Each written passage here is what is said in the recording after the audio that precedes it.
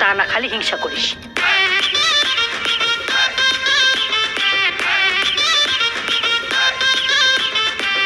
এনে ধর, তোর মাকে বলিস আমিও তোর জন্য কিছু আনি চুরি করে, আমিও তোকে ভালোবাসি।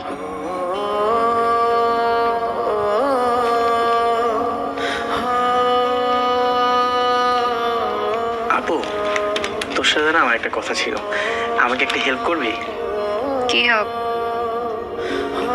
বাবারে আল্লাহ, এই আজকে সূর্যকে রাত্রের বেলায় উঠছে, তুই এরকম আল্লাহর দেখায় কথা বলতেছিস কেন? টাকা লাগবে তাই না?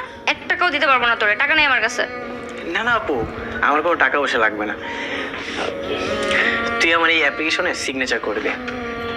কিসের অ্যাপ্লিকেশন?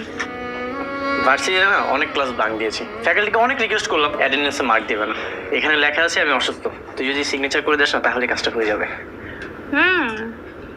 খুব অসুস্থ তুই, দাঁড়া সিগনেচার করার ব্যবস্থা করতেছি।